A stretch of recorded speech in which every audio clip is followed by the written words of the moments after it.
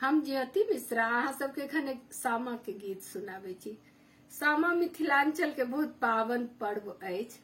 एकरा भाई बहन सब बहुत खुशी से मनबै छथि। कौने भैया के हो फूल बड़िया आहे कौने बहिनो लोढ़थी चमेली फूल है। बड़का भैया के हो घन फूल बड़िया है।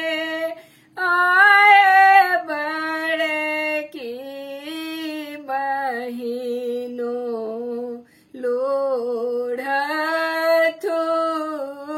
चमेली फूल है। आए छोटकी बहिनो लोढ़थु चंपा फूल है। फूल बालोढ़ैते